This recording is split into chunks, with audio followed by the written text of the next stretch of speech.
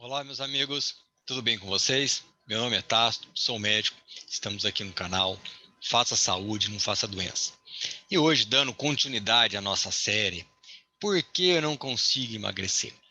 Onde o paciente, a pessoa, ela pega, come uma salada, faz seu exercício e realmente ela está acima do seu peso e não consegue perder gordura.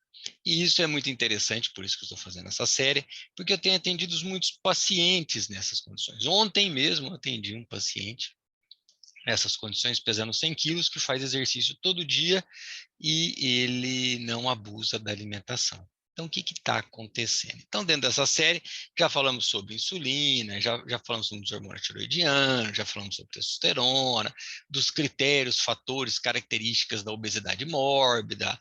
Então, é interessante vocês ir assistindo a série, porque tem um pensamento lógico.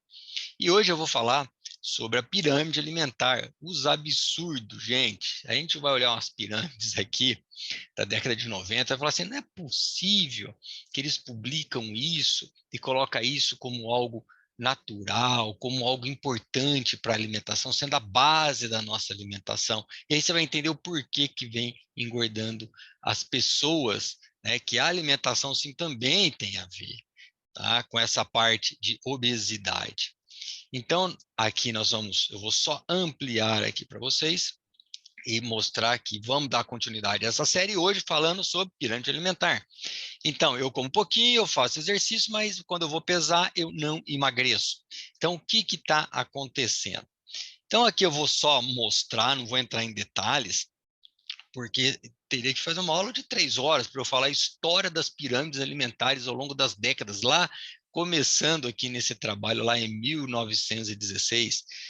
Então, a gente, só para título de curiosidade, para a gente entender, não é, como que é aqui, ó, 1916, como que se falava o que era saudável, os cereais, a quantidade de caloria.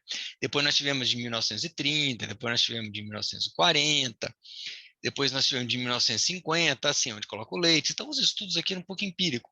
E, ó, pasme, incrível que pareça, a influência de agricultores, da indústria alimentícia, há realmente injeções de dinheiro por trás de tudo isso. E a pirâmide 84, e aí nós vamos vendo o que eles caracterizava ao longo da história, mas o importante é que o passado já se foi, né? Serve-se como experiência e alerta, e vamos olhar para frente. Né? Então, uma das últimas pirâmides, essa aqui realmente é a pirâmide que engordou a população na década de 90. E eu me lembro que, assim, década de 90, em 90, 91, foi quando eu entrei na faculdade. Né? Então, em 91 foi meu primeiro ano de faculdade aqui. E essa pirâmide aqui, mostrando, foi publicada lá em 91 para 92, aqui, ó, tá? Qual que é a base alimentar dessa pirâmide? Olha só, vocês vão olhar e vão falar assim, mas não é possível, não dá para acreditar. A base alimentar dessa pirâmide é o pão, é o carboidrato. É, aqui ó, pão, bolacha, biscoito, os cream crackers, aqueles biscoitinhos da década de 80 para 90, ali o tanto, os sucrilhos, os cereais, né? Ah, é saudável você comer um prato de sucrilhos de manhã com leite cheio de corantes, edulcificantes, cheio de carboidrato ali, né? Obesogênico essa alimentação. E foi colocado isso, publicou-se. Isso eu não estou falando aqui no Brasil, não, viu, gente? Você fala, mas é porque é no Brasil, né? Não, isso foi publicado e seguido nos Estados Unidos. E quando a gente pega o gráfico de obesidade, ele vem da década de 80, a hora que chega aqui da década de 90, ele começa a subir. Por quê? Porque começaram a seguir isso daí. Então, normalmente, quando a gente olha um gráfico, isso aqui é publicado em 92, 3, 4 anos depois que os médicos e os profissionais da área começam a seguir. E aí você vê que depois de 95 deu um mundo de explosão de obesidade americana, porque aquele café da manhã deles, e quem já foi para lá sabe que o café da manhã vem 2, 3 pratos, é uma coisa ignorante, você não consegue comer tudo aquilo, não é? E foi preconizado. Então aqui a base da pirâmide, para nós assustarmos, era os carboidratos, os pães e tudo mais, tá? Então, aí depois que saiu essa pirâmide, aí, gente, olha só. A retirada do Departamento de Agricultura dos Estados Unidos, em 1991, e seu guia alimentar, que era feito pelo Departamento de Agricultura, em resposta à pressão dos produtores de carnes e laticínios. Apenas a mais recente, uma longa tentativa de influenciar. Então, na verdade, lobby na alimentação, food lobbies aqui, olha só. Então, na verdade, teve um lobby por trás, teve injeções injetando dinheiro por trás para poder falar isso para a gente, que o carboidrato é bom. Então, quem que patrocinou isso aqui, ó? Onde foi feito? Departamento de Agricultura. Depois o governo americano mudou isso, não é mais o Departamento de Agricultura que vai dar esses pareceres aqui, mas houve lobby. Então, olha, você acha que é só no Brasil? Não. Isso aconteceu lá nos Estados Unidos, tá? E atualmente a pirâmide de Harvard, que é a mais falada, é a mais utilizada atual, de repente daqui 10, 15 anos eu venho aqui falar uma aula totalmente diferente, já mudou. Mas hoje, qual seria a base, então, da pirâmide? Olha só que legal. Qual que é a base? Olha só. Exercício, controle do peso e controle de calorias, tá? E o prato, a gente começa a ver que já não é mais aquele carboidrato. Olha o que eles publicaram aqui, ó, carboidrato, vegetais, frutas. Ó, agora não, exercício. Está falando lá na pirâmide de Harvard, aqui, ó. Gente, tem que fazer exercício, tá? É uma parte saudável. Tem que controlar o peso, então você tem que estar se pesando, tem que estar vendo. E água. Eles colocam água aqui. Depois que vai vir azeites, cereais. Lógico que nem tudo aqui eu concordo, mas eu estou trazendo a publicação de Harvard. Então, por exemplo, o que você não concorda, tá? Você falou que não concorda, então fala para a gente. Ó, por exemplo, aqui, ó, azeite de oliva, aqui os óleos, tá? Ó, azeite de oliva, legal. Vou falar para vocês uma dica aí: cozinhe com azeite de oliva. Coloque azeite de oliva na salada. É excelente azeite de oliva. Canola, já não é legal.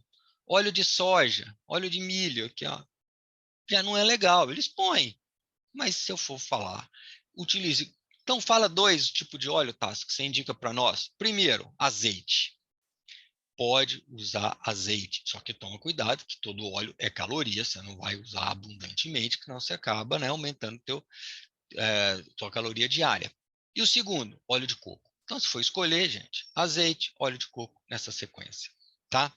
E aqui eles colocam, assim, então, os vegetais, as frutas nessa base.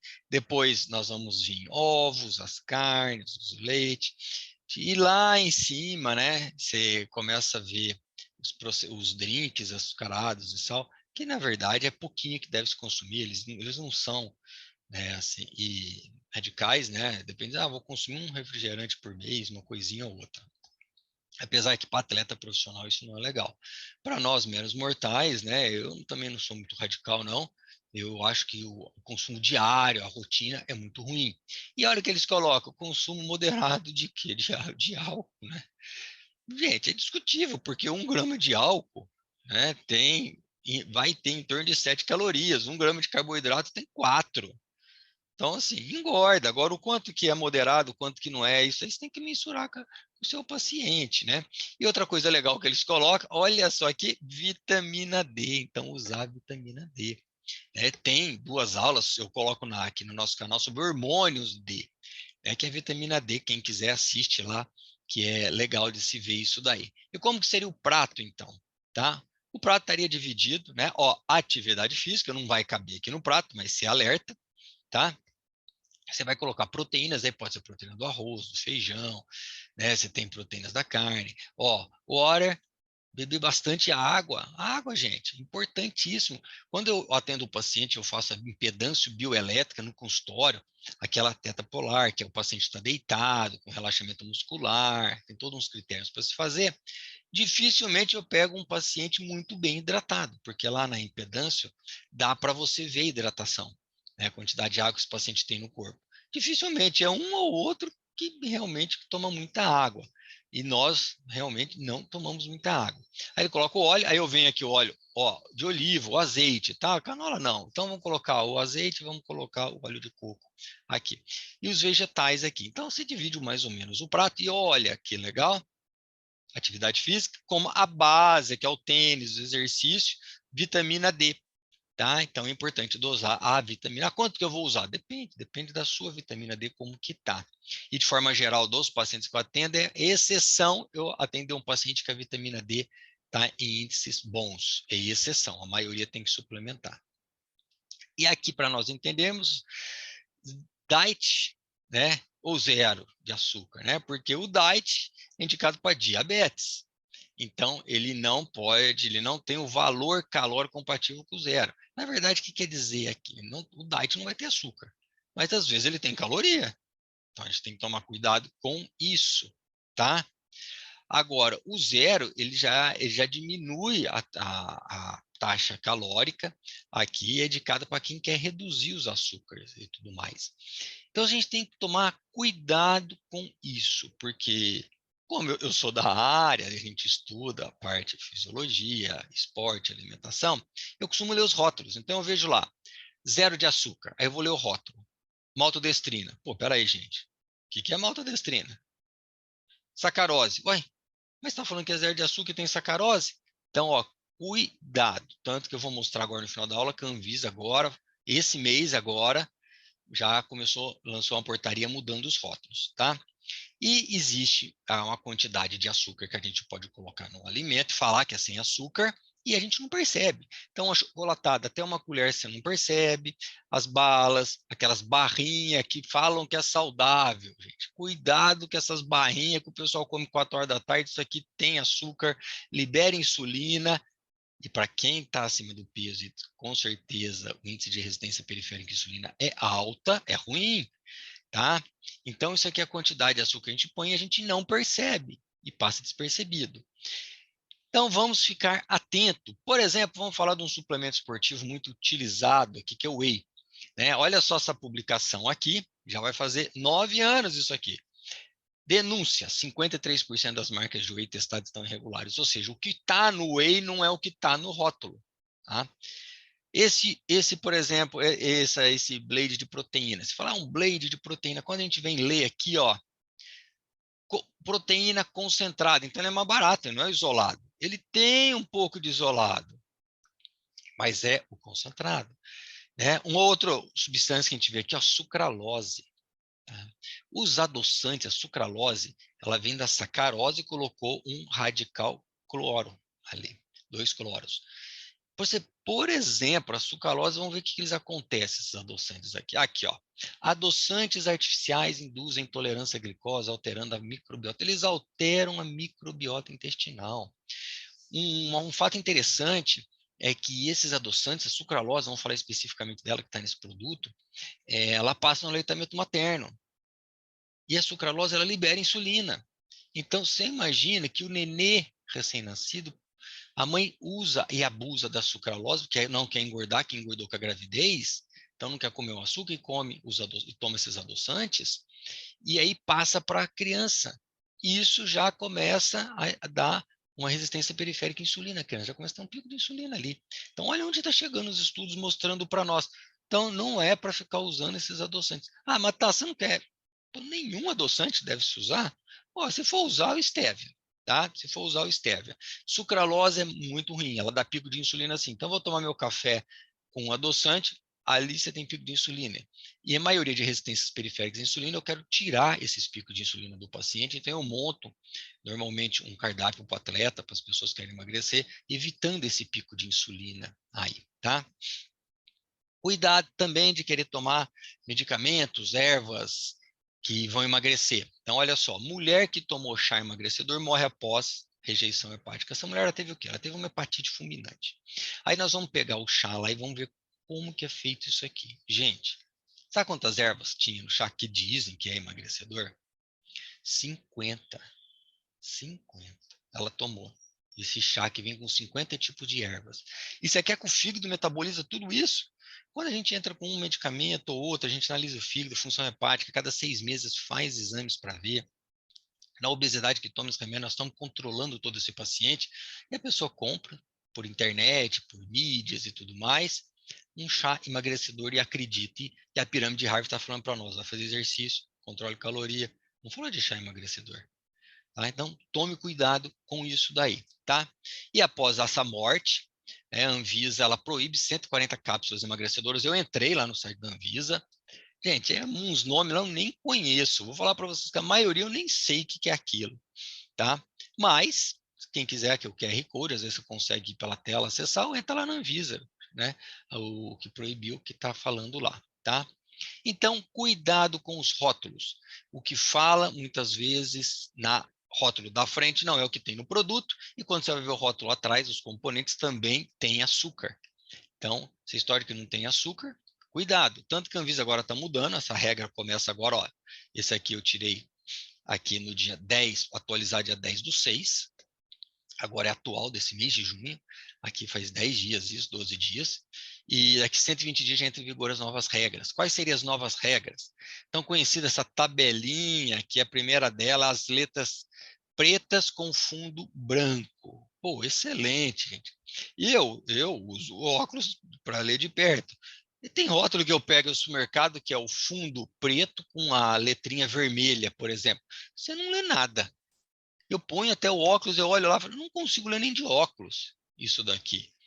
Pô, peraí, né, gente? É uma sacanagem, né? Porque com certeza tem coisa lá dentro. Aquele rótulo está dizendo coisa que é para você não saber e ele põe um bem grande na frente. Sem açúcar, saudável, sem gordura trans, e você vai ver tem muita porcaria lá dentro. Então, cuidado. Quando você for consumir, fale com o seu médico do esporte, fale com o seu nutricionista, fale com o seu nutrólogo, converse com ele. Eu falo para meus pacientes, eles têm meu celular, meus pacientes, eu falo, ó, tira a foto do rótulo e me manda. Então é muito comum o paciente falar, seu Tássito, eu olhei isso aqui, né? Eu posso consumir isso aqui, essa barrinha? Eu falo, ó, ele tira a foto e manda para mim. Olha, vou falar para você, a maioria não dá para ser consumida. Outra mudança, então a tabela passará o valor nutricional de 100 gramas ou 100 ml aqui, tá? Lógico, por quê? Porque às vezes põe o valor nutricional em 10 gramas ou em 1 quilo. Então, você fala, nossa, tem muita proteína, mas aí 1 quilo, se você for colocar a porção que você usa, é muito pouca, né? Então, é outra mudança que está acontecendo aí nos próximos 120 dias, tá? E, além disso, né, ele vai colocar também, né, esses ingredientes aqui em posições, né, pré-estabelecidas dessa tabela numa determinada área. Por quê? Porque tem rótulos dessa tabela que põe assim desse tamanhozinho. Aí você olha, mas desse tamanho, não, você tem que ter um tamanho, né, e localização para o consumidor ver isso daí. Tá? Então, essas são as mudanças, gente, que está acontecendo. Mais uma vez, obrigado por estar aqui no nosso canal. Tá? Entre no canal, se inscreva no canal, mande para os amigos essas informações. Cuidado com o que você consome, cuidado com o rótulo. E lembre da pirâmide, lá embaixo, gente. Controle de caloria, atividade física, não é o carboidrato. Eu não estou falando para tirar o carboidrato, mas eu estou falando que a gente tem que ter esse controle.